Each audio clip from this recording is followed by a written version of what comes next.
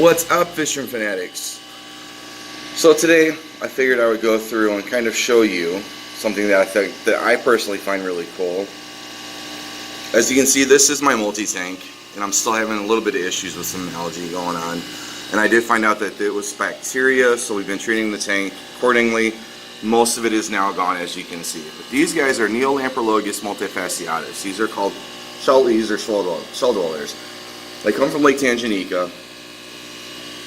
And most of the fish that are in that general area tend to like shells, especially the ones that live on the bottom, because it is a sandy area, a sandy lake, and this is how these guys reproduce. Is they go through, they find shells, the female will then pick a shell, attract the male, over to her, and then she will go in and lay eggs, the male will go in after her and fertilize them. And I'm holding it here just because I'm waiting for these little guys to come out, because we've got quite a few fry right now, and they're being camera shy. But once we got this under control, this tank under control, started going through and noticed that we have just a huge batch of fry. For me, at least, for these guys. Normally our batches were like 2, 3, 4 if we were lucky. This one's a little over 10. Seems like there's 10 or 11 of them in here. But of course, like I said, now that I've said that, none of them are going to come out. But what they do is the shellies will go in, and like I said, they'll lay the eggs, they'll wait for the male to fertilize them, and then a little bit of time will pass, generally from eggs to fry. It's about a week until you actually start seeing them, roughly a week or so. I got one right there, you can see, little tiny guy just poking out of the shell. He's a little bit older, he's from another batch. He was the only one that survived out of the rest of them. But you can see the difference. There's one of them. He's more bold now. He's been alive for quite some time. He's pretty much secure. He knows that he's going to be able to get away with coming out of the shell and being fine. No one's going to mess with him too bad. And then I've got some over here that are literally just tiny, tiny, tiny. And I'm really hoping they come out. May have to feed them. But they're just tiny little guys.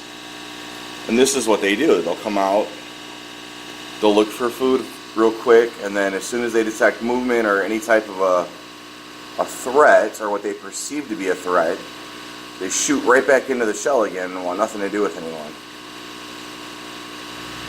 So, they were just out not that long ago, which is a bit of a bummer.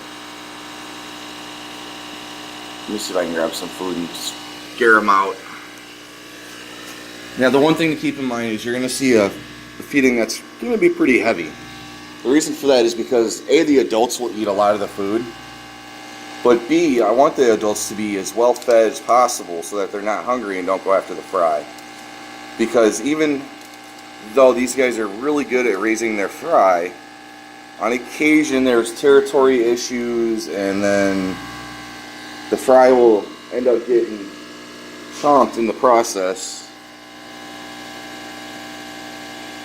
So I want to do my best to make sure that these guys are well fed at all times. You can see the mom is immediately going after the food. Now let's see if I get the babies come out.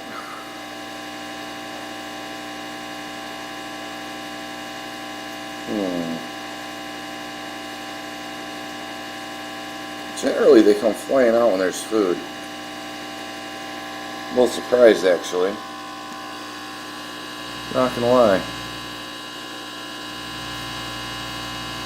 But you can see these guys are already, these are some fry that I had from before. They're already starting to pick territories. I had a group of 3 fry that lasted, made it, and kind of grew up, and they're already beginning to kind of choose their spots and their territory, and that's a good sign for me, which means that I should hopefully have some more groups that are going to start breeding in this tank. It is a 40 breeder. I can't believe these little turds aren't coming out. There's like literally, oh, there goes one. There's one. Did he shoot back into the shell? Nope, he's just really hard to see. He's about center screen right now. There's just a little tiny speck on the ground, on the screen. That's one of them. There we go. And these guys will lay eggs in multiple shells.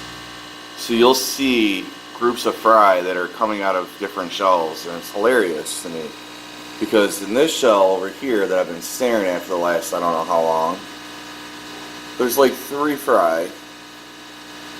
And then in the shell right here, there's like another 3 fry. Then I got a shell over here that there's like 2 fry. And I got a shell over here where there's like 2 fry.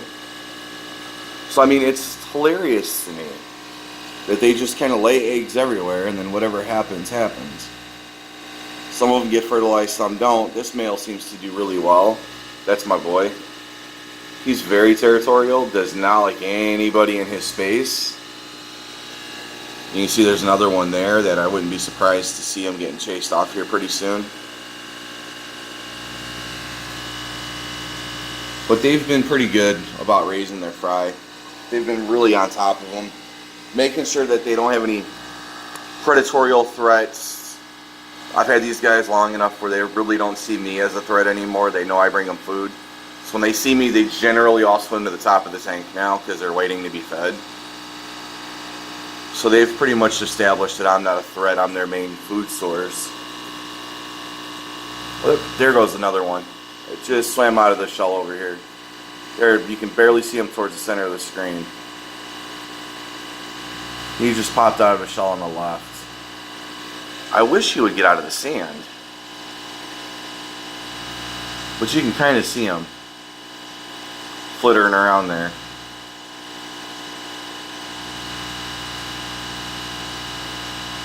There he goes.